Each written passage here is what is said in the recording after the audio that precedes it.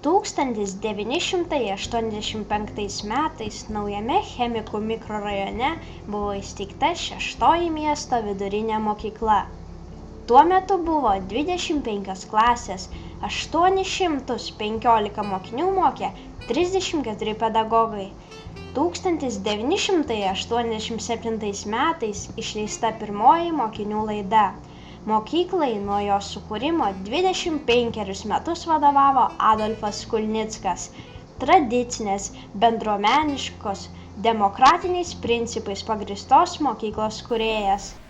Ką norėtumėte palinkėti aušriečiams jubiliejaus proga?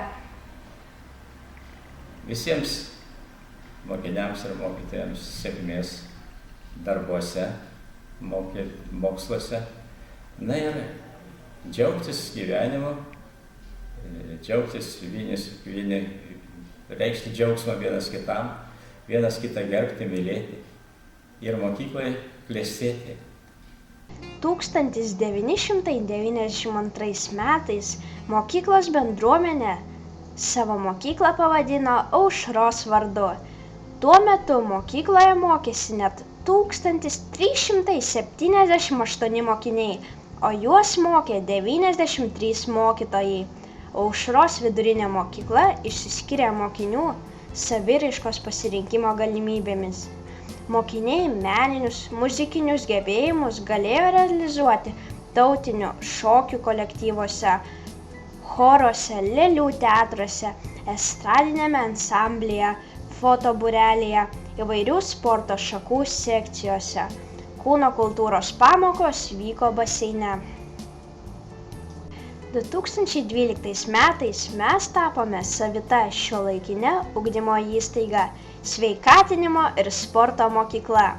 Šios mokyklos iniciatorius ir aktyvus kūrėjas buvo direktorius Ovidijus Kačiulis, kuris mokyklai vadovavo nuo 2010 iki 2015 metų.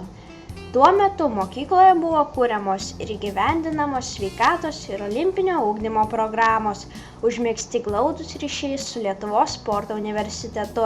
Jubiliejaus proga noriu pasveikinti, pasidžiaugti, kad jūs esate tokie ir palinkėti gerų startų, gerų mokymosi pasiekimų ir būkite sveiki. Labai ačiū. Ačiū. Bendruomenė rengia sveikatos aruodus, olimpinės žaidynės. Mokyklą aplanko garbingi Lietuvai nusipelnę žmonės, sportininkai, olimpiniai čempionai.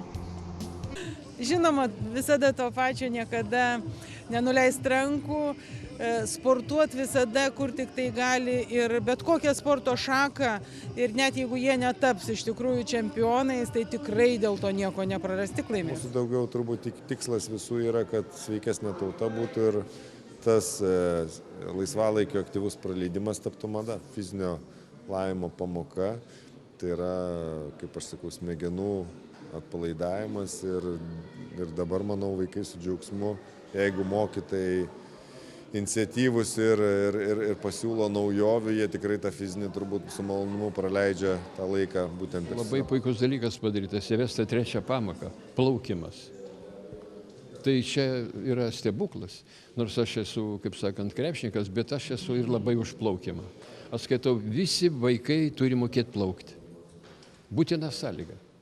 Žinot, kaip senovės graikai sakydavo apie žmogų, jis nemoka nei skaityti, nei plaukti.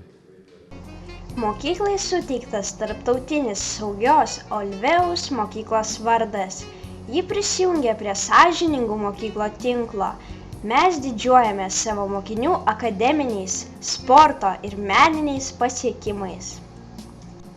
Šiandien Aušra yra sėkmės mokykla, kurianti naujas tradicijas, diegianti naujas ugdymo strategijas.